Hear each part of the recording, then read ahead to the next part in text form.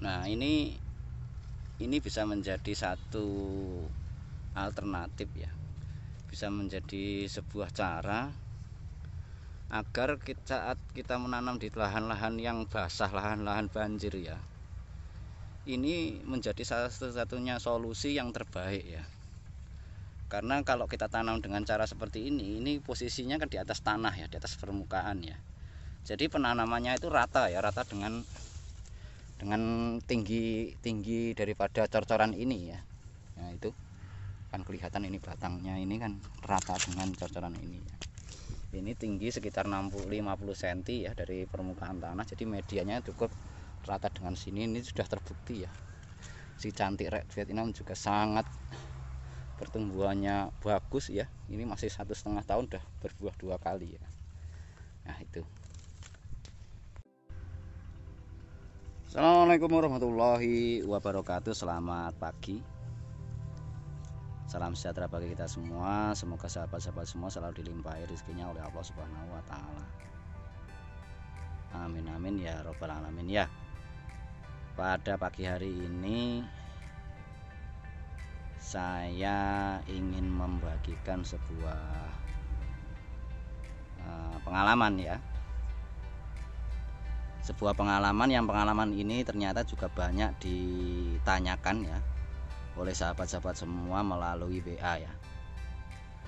Pak, lahan saya itu kondisinya basah, kondisinya banjir atau sering banjir manakala waktu musim penghujan ya, atau ya sering kali banjir lah gitu ya. Itu bagaimana? Apa bisa Pak ditanami alpukat gitu kan ya. Pertanyaan-pertanyaan itu banyak sekali yang menyampaikan melalui WA ya.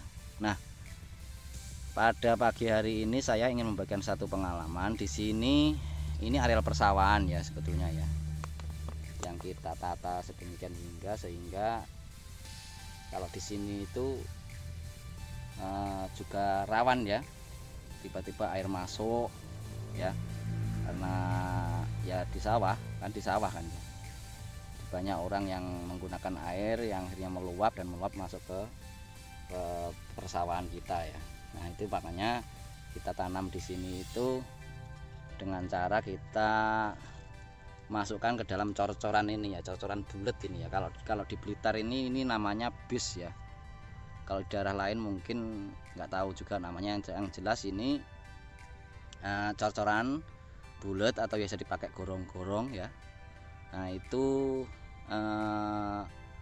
luas daripada cor-coran ini ya, dari tepi ke tepi itu ya, dari tepi sini ujung sini sampai ujung sana itu sekitar 95 cm ya, hampir 1 meter ya. Kalau dari tepi ke tepi itu ya 1 meter, tapi kalau lubang tengahnya ini sekitar 95 cm ya. Nah, bagaimana cara penanaman kita ya? Jadi penanaman kita ya seperti kita tanam di pot gitu ya. Jadi dari polybag seperti ini ya, lalu kita buka polybagnya ya, kita buka, kita masukkan ke sini. Nah, ketinggian di paling tinggi polybag ini juga harus tetap sejajar dengan ketinggian daripada cor-coran ini ya, jadi lurus dengan sini. Atau kalau saya biasanya saya sisakan barang tiga jari begini ya. Ini untuk apa? Biasanya kalau kita menambahkan pupuk seperti ini ya, ini kotoran kambing ya, juga saat kita memberikan air itu tidak meluber ke kanan ke kiri ya. Nah, itu perlunya kita sisakan sisakan barang tiga jari itu dengan terkandung maksud seperti itu ya. Jadi kalau kita mau menambahkan pupuknya, menambahkan air, nah, itu tidak meluber, tidak meluap kemana-mana ya. Nah, seperti ini ya gambarannya ya. Ini masih usia daripada pohon ini ya, pohon alpukat ini masih 1,5 tahun ya, belum ada. Ini jenisnya red Vietnam ya. Ini sudah kelihatan ya, montok sekali ini buahnya. Ini kalau mungkin rata-rata ini beratnya ya sekitar hampir 4 on mungkin ya, ini masiannya. Ini juga belum maksimal ya. Ini sudah sangat kelihatan ya, sehat sekali buah-buahnya ya. Ya memang seperti inilah ya gambaran kalau alpukat dari impor itu kulitnya ini kan tebal sekali ya, keras. Jadi lalat-lalat buah itu memang tidak kuat menembus ini ya kulitnya ini ya. Berbeda dengan alpukat-alpukat yang biasa kita tanam lokalan itu memang sesekali ya itu juga masih tembus di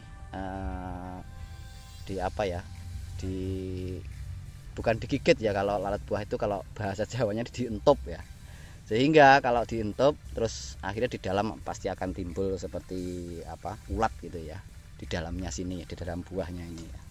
Nah ini ya sahabat ya, jadi begini kalau pengalaman saya itu, jadi alpukat itu atau pohon apapun sebetulnya nggak tahannya itu pada apa itu, pada akar, bukan akar tunggangnya ya, tetapi akar serabutnya ya.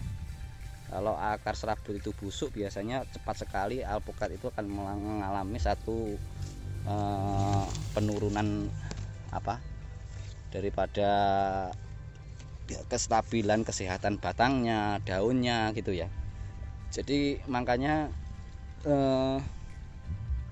kalau akar tunggangnya, akar yang besar itu kalaupun itu kerendam air itu sangat kuat sekali. Tetapi kalau sampai akar apa, serabutnya yang kerendam itu memang nggak tahan ya, itu yang bisa menyebabkan kematian pada pohon yang kita tanam itu ya. Itulah ya, itu makanya pagi hari ini saya coba hadirkan satu pengalaman, mungkin ini bisa menjadi solusi untuk sahabat semua yang daerahnya itu persawahan atau daerahnya itu seringkali banjir gitu ya. Jadi bagaimana saya sarankan, yang lalu-lalu saya sarankan ya penanamannya memang di atas tanah yang rata ya. Jadi setelah kita gali, kita berikan pupuk kandang. Nah itu apa itu, sehingga posisi keadaan pohonnya itu kan di atas ya, di atas permukaan tanah, sehingga ini bisa menghindarkan kelebihan air, bisa menghindarkan over air ya, sehingga bisa dilihat ini dari tunas-tunas yang muda ini sudah sangat kelihatan ya, ini sangat sehat sekali ya. Padahal sekali lagi ini lahan persawahan ya. Saya tunjukkan, nah ini sebelah ini kan ada tanaman jagung. Ini makanya termasuk apa ini, parit ya, bukan parit tapi ini tanah di amping di yang dekat dengan sawah tetangga itu kita tinggikan, kita besarkan ya. Tidak hanya tinggi tetapi juga harus besar ya posisinya. Nah seperti ini, sehingga ini akan kuat sekali untuk menahan luapan air dari kanan dan kirinya gitu loh ya. Jadi kalau sahabat semua masih bingung, waduh lahan saya itu seringkali tergenang air atau terkena banjir, ini saya rasa jawaban bagi sahabat semua untuk tidak putus asa atau putus semangat ya, atau putus harapan ya, karena ingin mengembangkan alpukat dengan lahan yang basah atau dengan lahan yang seringkali kebanjiran. Nah, itu loh ya. Nah, untuk medianya ini apa saja Pak ya? Nah, untuk media seperti ini saya perbandingan biasanya 31 ya. Biar apa? Biar nanti kalau ada over air itu cepet tuntas ya gitu ya. 31 itu apa Pak? Jadi satu kompos ya, satu tanah ya, itu 3 sekam padi ya. Baik itu sekam padi yang masih mentah seperti ini ya, ini masih kelihatan putih-putih ya. Nah, ini sudah agak menghitam ini karena memang sudah agak lama di sini ya, sehingga warnanya sudah agak berubah. Ini aslinya yang mentah ya, yang masih mentah seperti itu. Nah, itu bisa, atau sekam yang dibakar itu jauh lebih bagus, jauh lebih baik ya, karena sekam bakar itu juga menjadi satu satu alternatif yang tanah-tanah yang kekurangan unsur hara itu bisa ditambahkan sekam bakar, karena sifat dia itu mengikat ya, mengikat itu unsur hara, mengikat kandungan protein, juga mengikat pupuk-pupuk baik itu pupuk organik maupun anorganik ya, mengikat sangat kuat sekali, sehingga itu menjadi salah satu solusi bagi tanah-tanah yang kurang subur atau mungkin tanah-tanah yang tanah-tanah gambut ya, itu bisa menjadi alternatif dengan menggunakan media tanam sekam bakar itu ya. Nah, itu saya rasa video apa yang bisa saya bagikan ya. Jadi ini cara penanaman alpukat maupun durian di lahan basah atau di lahan yang sering terkena banjir. Semoga ini menjadi satu inspirasi, semoga ini menjadi satu solusi bagi sahabat semua yang ingin mengembunkan alpukat dengan lahan yang basah atau dengan lahan yang sering terkena banjir ya. Semoga ini bermanfaat, semoga sahabat semua selalu dilimpahi rezekinya oleh Allah Subhanahu wa taala. Billahi taufiq wal hidayah. Assalamualaikum warahmatullahi wabarakatuh.